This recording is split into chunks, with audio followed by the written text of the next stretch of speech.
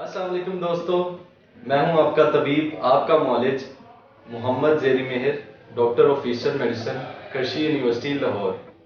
Health education awareness program میں آپ کو خوش آمدید کہتا ہوں۔ دوستو، اس دنیا میں بہت سارے طریقہ علاج ہیں، جن میں سے ایک طریقہ علاج بالغذا بھی ہے۔ دوستو، ہمارے مسکولر سسٹم میں پروٹین کتنا اہم کردار ادا کرتی ہے، اور یہ پروٹین ہمیں حاصل ہوگی گوشت سے اور اس کی یخنی سے۔ تو آج میں آپ کو بتاؤں گا کہ یخنی کے کیا فوائد ہیں، تو اس کے لیے چلتے ہیں میرے لیکچر کی طرف۔ یخنی کے فوائد بھی وہ ہیں جو گوشت کے اندر پائے جاتے ہیں، یعنی یہ لحمیات پروٹین کا خزانہ ہوتی ہے۔ گوشت کے سالن کی نسبت یہ جلد ہاضم ہو جاتی ہے۔ بہترین یخنی بکرے کے گوشت اور پرندوں کی ہوتی ہے۔ بکرے کے گوشت میں بھی ہڈی والے گوشت کی یخنی اعلیٰ تصور کی جاتی ہے۔ سردیوں میں یخنی کا استعمال سردی کے احساس کو روکتا ہے، نزلہ زکام، خون کی کمی، بیماری کے بعد جسم میں توانائی کو بحال کرتی ہے۔ جو بچے کمزور اور سوکھے ہوں ان کے لیے بھی بہت مفید ہے۔ دوستو، دوران حمل اس کے استعمال سے زچہ بچہ دونوں کی صحت اچھی رہتی ہے۔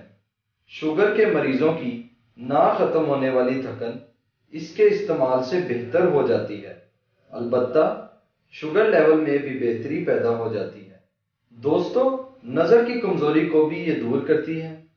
سب سے بڑھ کر جسم میں قوت مدافعت پیدا کرتی ہے۔ اس کو تیار کرتے وقت اس بات کا خاص خیال رکھا جائے کہ اس کو ہلکی آنچ پر 4 سے 5 گھنٹے پکائیں۔ زیادہ تیز آگ سے گوشت میں پائے جانے والے تمام اجزاء مکمل طور پر پانی میں شامل نہیں ہوتے، اور معالجہ کے طور پر اس میں کالی مرچ، ادرک، پیاز کو بھی شامل کیا جائے۔ اس کے علاوہ پیتے وقت اس میں روغن زیتون کا 1 چمچہ شامل کر لینے سے قبض کا عارضہ نہیں ہوتا، ورنہ یخنی سے قبض بھی پیدا ہو سکتی ہے۔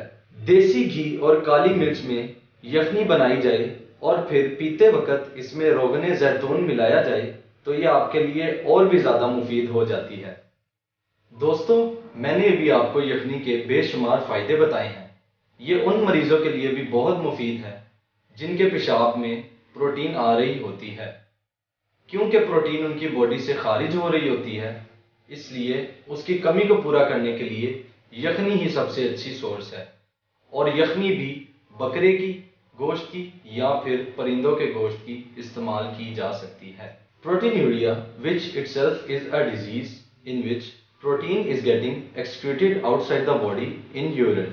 Therefore, symptoms of muscle ache, cramps, pain appear inside the patient. So, for the treatment of proteinuria, we need to fulfill the requirement of protein inside the body. Because if we will still not take protein, it will make the case more severe.